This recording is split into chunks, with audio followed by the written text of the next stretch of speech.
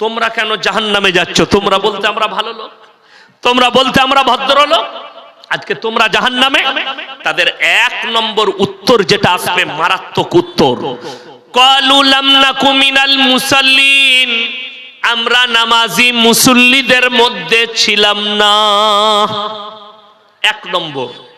দুই নম্বর, ওয়ালাম নাকু নুতিমুল মিসকিন, আর আমরা মিসকিনকে খানা খাওয়াইতে উৎসাহিত করতাম না। এখানে আর একটা আয়াত আছে সূরায়ে নিসায়, এই মিসকিন এলো, আর একটা দল জাহান্নামে যাবে।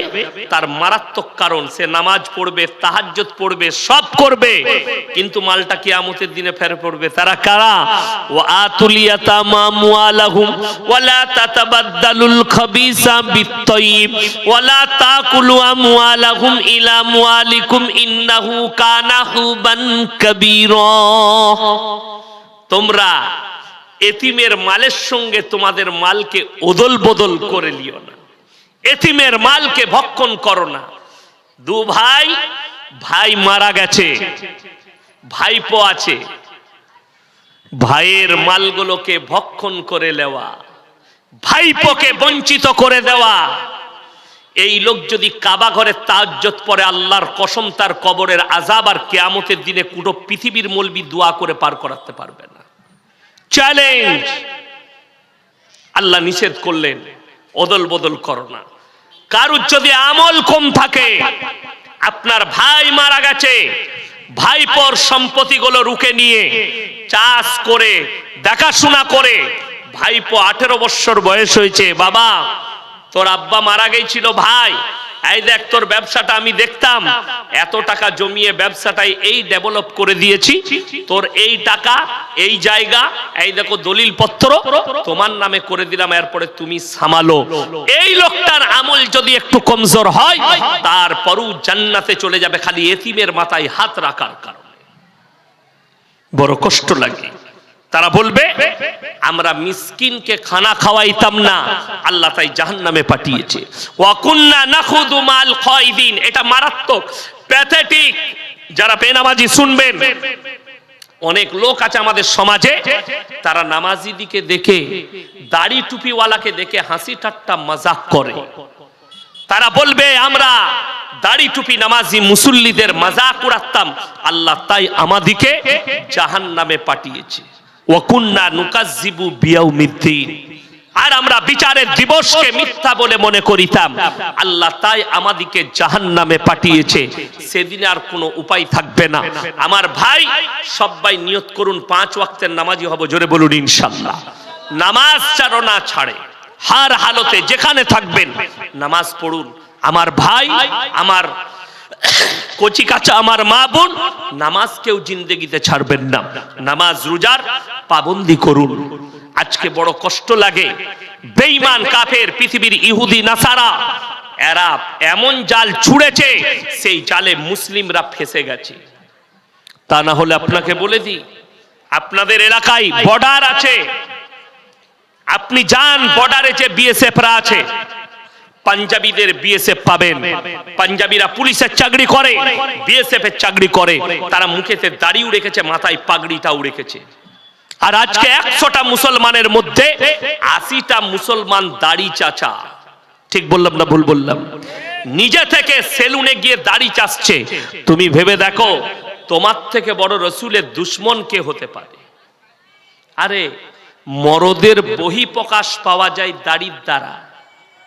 আর যারা দাড়ি মোছ চেচে দেয়, তাদের কিচ্ছু লয়, খালি প্যান্ট-জামা খুলে শাড়ি পরিয়ে দেন, দুটোই সেম। কথা বুঝতে পারেননি? হিজড়া আর এদের মধ্যে কোনো পার্থক্য নাই।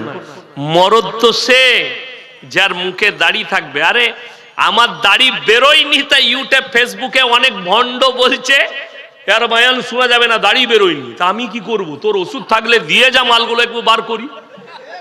আমার আর কি করার আছে? দাড়ি বেরো না। এইসব ইনাদের দাড়ি দেখে আমার লোভ হয়, এত সুন্দর সুন্দর দাড়ি, আল্লাহ আমাকে দাড়ি দেয়। আর যাদিকে দিয়েছে সে মাল রাখে নাই, কান মতো চেপে দিয়েছে।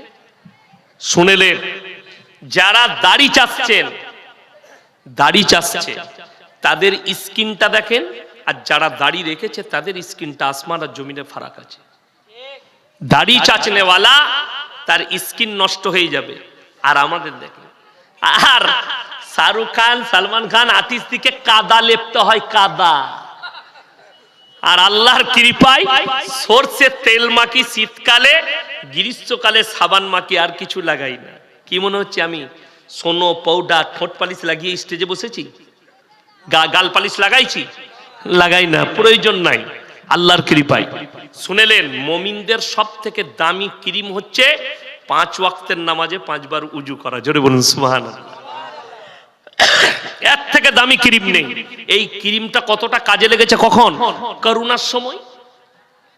বিশ্ব স্বাস্থ্য সংস্থা বলেছিল যে করোনা থেকে বাঁচতে গেলে হাত, মুখ, পা বেশি বেশি করে ধৌত করো। আমরা 5 বার নামাজ পড়েছি, 5 বার উজু করেছি, হাত ধুয়েছি, মুখ ধুয়েছি, নাকেও পানি দিয়েছি, কুলুকুচি করেছি, পাও ধুয়েছি। জোরে বলুন সুবহানাল্লাহ। আমার কষ্ট লাগে, এই করোনার সময় অনেক মানুষ ঘরে ঢুকেছিল, যদিও আমি একটু পেয়েছিলাম সুযোগ মানুষের খিদমত করার, বিভিন্ন জায়গায় গিয়ে মানুষের কাছে খাবার পৌঁছানো। আমাদের করোনা হয়নি, কিন্তু যে লোকটা মানুষকে সালাহ দিচ্ছে, অ্যাড দিচ্ছে, শুনেলেন, ফোন করছি, ফোনেতে আওয়াজ কার? অমিতাভ বচ্চনের। করোনাও সে বচি, अब लोग घर में रहिए। আর উমালেরই করোনা হয়েছিল না হয়নি? ওই কাঁচের ঘরে ভরা ছিল, আর আমাদেরকে বলছে आप लोग बचिए। अबे तू पहले अपने आप को बचा।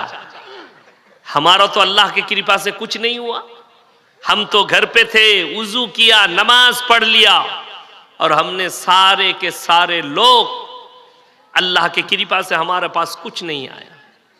बड़ो कष्ट लगे। শুনেলেন, ইসলাম হচ্ছে বিজ্ঞান ভিত্তিক। জোরে বলুন সুবহানাল্লাহ।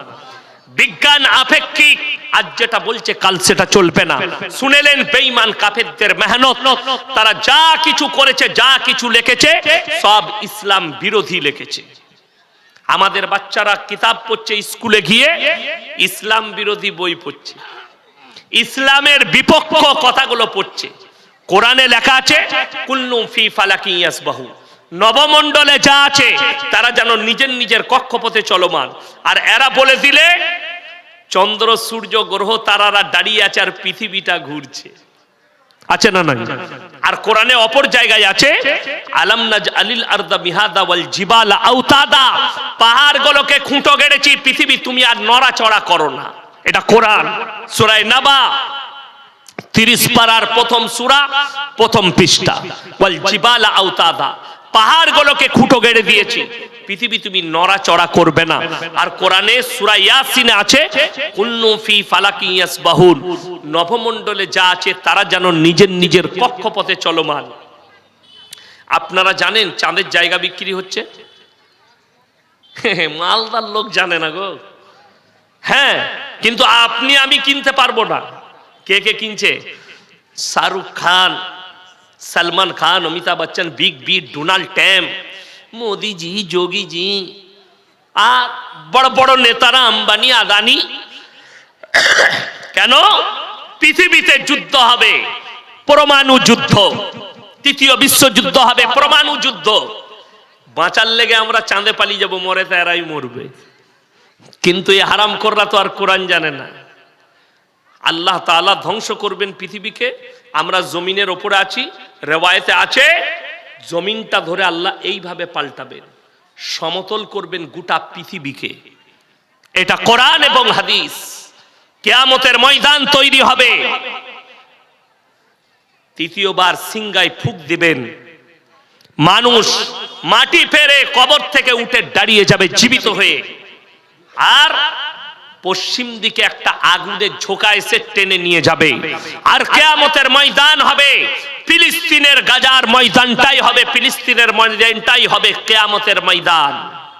আল্লাহ ওইখানে জড়ো করবেন পৃথিবীর মানুষকে। আমার ভাই, আমরা টুক করে যাব। যারা চাঁদে থাকবে তারা উপর থেকে পড়বে, তাদের অবস্থাটা কি হবে? কেউ যদি বলে চাঁদ কি করে ধ্বংস হবে, শুনেলেন 5টা জিনিসকে আল্লাহ গোপন করেছেন। কটা বললাম? 5টা। নবী, পয়গম্বর, আমি, আপনি, সে, তিনি, সকলের কাছ থেকে, পৃথিবীর সৃষ্টির কাছ থেকে আল্লাহ 5টা জিনিসকে গোপন করলেন।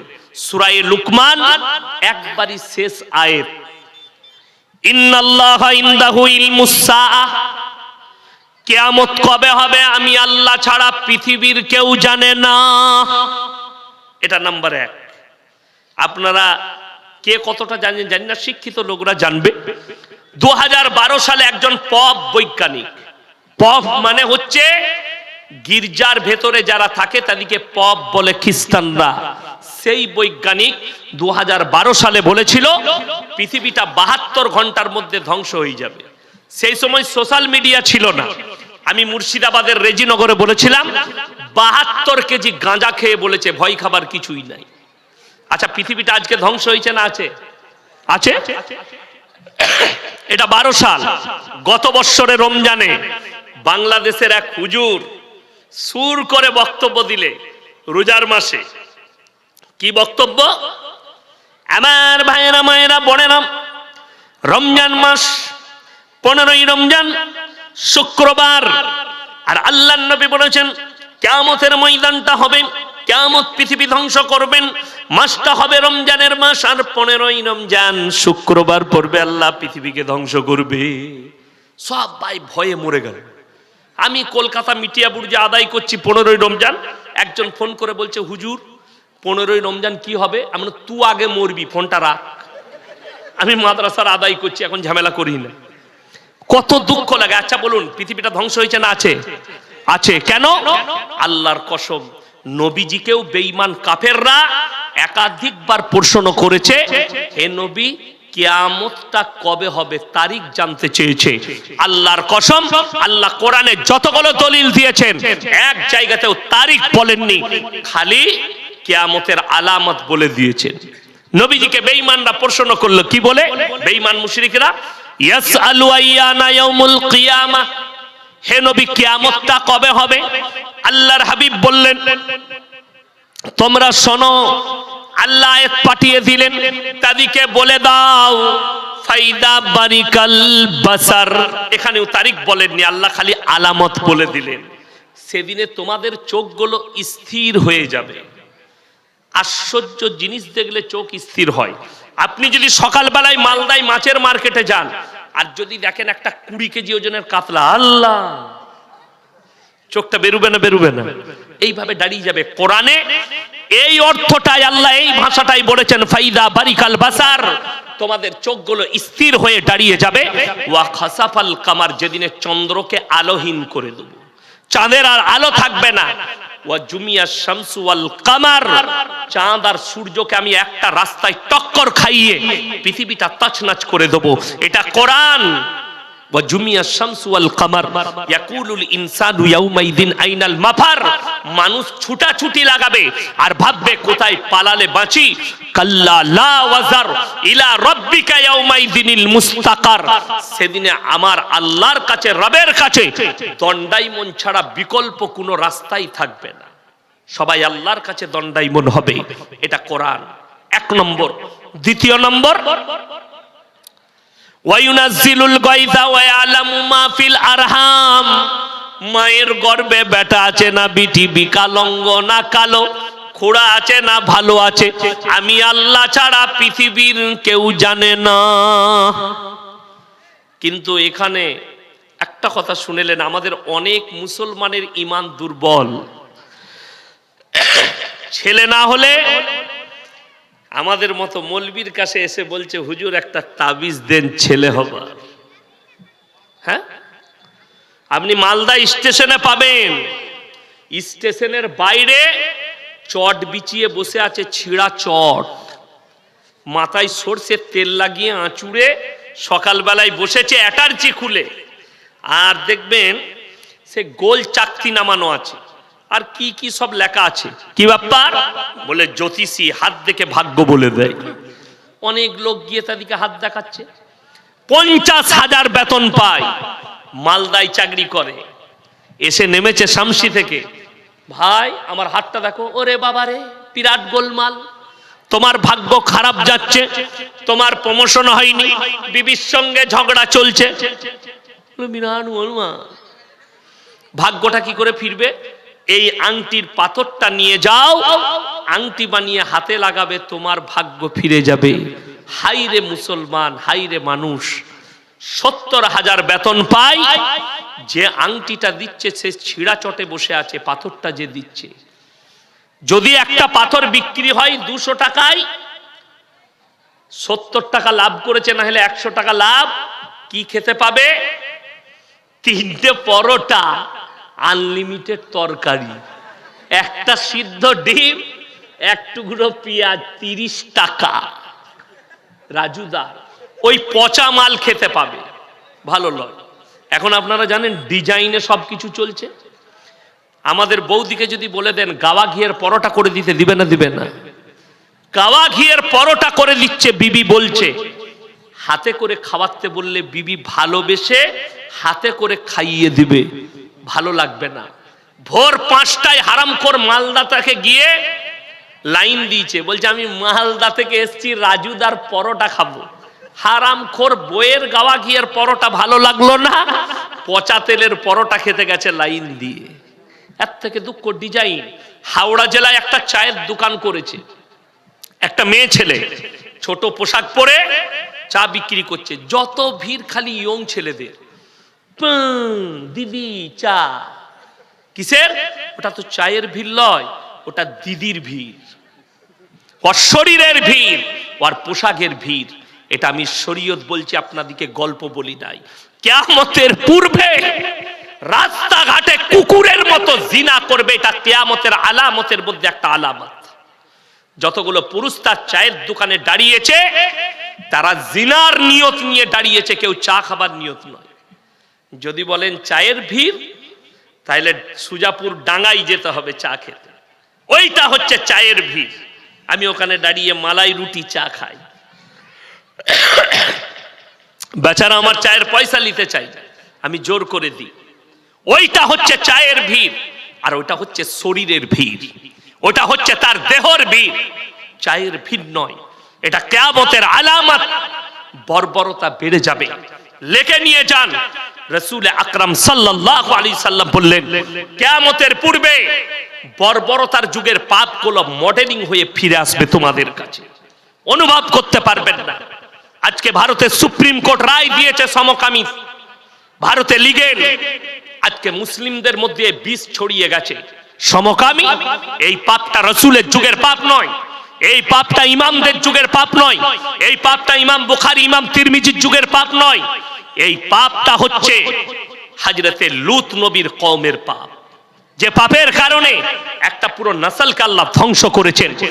ম্যাপটা খুলে দেখবেন, পৃথিবীর ম্যাপটা আল্লাহ তাআলা রুটির মতো পাল্টিয়েছে। যে সাগরটার নাম বৈজ্ঞানিকরা মরা সাগর দিয়েছে, যেখানে একটা পোকা মাকড়ও জন্মায় না, তারা এতটা অভিশপ্ত। আল্লাহ তাআলা এই পাপের কারণে কোরআনে লাকির টেনে দিয়েছে, লূত নবীর বিবি জাহান্নামে যাবে। নবী হওয়ার পরেও সে তার স্বামী আটকাতে পারবে না কিয়ামতের দিনে। এরপরে আপনি এই পাপকে অ্যাকসেপ্ট করছেন, এই পাপকে আপনি মেনে নিচ্ছেন। বেঈমান কাফেররা ঠান্ডা মাথায়, হে আমার স্কুল কলেজের যুবক যুবতী, তোমাদেরকে ঠান্ডা মাথায় জিনা করাচ্ছে, তুমি বুঝতেই পারো না জিনা কোনটা। আপনি মনে করেন, আমার যুবক যুবতীরা ভালো করে শুনবেন, আপনি মনে করছেন জিনা মানে শারীরিক সম্বন্ধ। না, হাতের জিনা, কানের জিনা, চোখের জিনা, নফসের জিনা, মুখের জিনা, পায়ের জিনা, নফসের জিনা, শারীরিক জিনা। আপনি হাতের দ্বারা কোনো মেয়েকে টাচ করেছেন, ইসলামে ওই জন্য মেলা হারাম। ইসলামে নির্জনে একটা পর পুরুষ আর পর নারী এক কাছে হওয়া হারাম। শরীয়ত বলছে। আমার ভাই, যদি আপনি বলেন আপনাদের মতো মৌলী সাহেবের কাছে কোনো মেয়ে গেলে আপনারা কি করে কন্ট্রোল হারাবেন? ওরে হারামখোর, আমি তো অনেক দূরের কথা, মৌলবি মুল্লা তো অনেক দূরের কথা। খুদ একজন নবী, ওয়ালাকাদ হাম্মাত বি ওয়া হাম্মা বিহা লাউলা আররা বুরহানা রাব্বি, সূরা ইউসুফ নবী বলছেন, আমাকে শয়তান ওয়াসওয়াসা দিয়েছে। যখন জুলাইখা নিজেকে বেবস্ত্র করে দাঁড়িয়ে গেল, ওয়াকালা খাইতালাক, আমার দিকে অগ্রসর হও, আমাকে টিপে ধরে মনের কামনা আর বাসনা পূরণ করো। হযরতে ইউসুফ নবী বলছেন, ওয়ালাকাদ হাম্মাত বি ওয়া হাম্মা বিহা লাউলা আররা বুরহানা রাব্বি, আল্লাহ আমাকে হিফাজত করেছে, কিছুক্ষণের জন্য শয়তান আমাকে ওয়াসওয়াসা দিয়েছে, সুযোগ আছে জিনা করে লাও। আল্লাহ আমি পয়গম্বর বলে আল্লাহ আমাকে বাঁচিয়েছে। ইয়াসিন কি করে বাঁচতে পারে? আমার মধ্যে নফস দিয়েছে, আমার মধ্যে যৌবন দিয়েছে, ওই জন্য সাবধান হচ্ছে। আমার বলার উদ্দেশ্য, আগামীতে জলসা করলে এই পর্দা দিবেন না, এমন এক পর্দা দিবেন বক্তাকে যেন চোখে কোনো নারী না দেখতে পায়, না বক্তা নারী দিকে দেখতে পায়, না পুরুষকে তারা দেখতে পাবে, না আমরা তাদেরকে দেখতে পাবো। আমার মাদ্রাসার জলসায় 30,000 শ্রোতা হয়, 30 থেকে 40টা গরু জবাই হয়, ডেলিগেট থাকে না, ফ্রি বিরিয়ানি, 150 টাকা কিলো চালের বিরিয়ানি কলকাতার বাবুর্চি রান্না করে, খালি 70,000 টাকা বাবুর্চি নেয়, ফ্রি খাবার দাবার লোকে দেয়, লোকরাই খায়। আপনি দেখাতে পারবেন না মহিলারা কোন রাস্তায় এলো, অথচ প্রত্যেকটা মায়ের কাছে 1 কিলো করে বিরিয়ানির প্যাকেট পৌঁছে যায়, আর তারা গেল কোন রাস্তায়। আর আজকে এমন অবস্থা, মহিলারা চাপ দিচ্ছে স্টেজে গিয়ে বক্তাকে দেখব, আমার মতো বক্তাকে দাওয়াত দিবেন না। যদি বেপরদা করে রাখেন, আমার এই চেহারা, আমার আকৃতি, আমার সবকিছু আমার স্ত্রীর জন্য। একটা পুরুষের যৌবন তার স্ত্রীর জন্য, একটা নারী তার যৌবন, তার সৌন্দর্যতা তার স্বামীর জন্য, পরপুরুষের জন্য নয়। কোরআনে মারাত্মক অর্ডার দেওয়া হয়েছে এটার জন্য। 18 পারা প্রথম পৃষ্ঠা, কাদ আফলাহাল মুমিনুন আল্লাযীনা হুম ফি সালাতিহিম খাশিউন ওয়াল্লাযীনা হুম আনিল লাগবি মুরিদুন ওয়াল্লাযীনা হুম লিয-যাকাতি ফাইলুন ওয়াল্লাযীনা হুম লিফুরুজিহিম হাফিজুন। তোমরা মুমিন তারা হবে যারা নিজেদের লজ্জা স্থানের রক্ষণাবেক্ষণ করবে। আজকে বেঈমান কাফেররা যেটা চেয়েছে তারা কামিয়াবি লাভ করেছে। বুখারী শরীফের হাদিস শুনেলেন তাদের কামিয়াবি কোনটা, আর আমরা নাকাম কি করে হয়েছি। কোরআন আমাদের, রাসূল আমাদের, হাদিস আমাদের, আদর্শ আমাদের, তারপরও আমরা নাকাম কেন? বেঈমান কাফেররা আমাদের ব্রেনে এমন মন্ত্র ভরে দিয়েছে, ঠান্ডা মাথায় চাপিয়েছে। আপনি আলেম বিরোধী হলেন, আপনি কোরআন বিরোধী, আপনি রাসূল বিরোধী।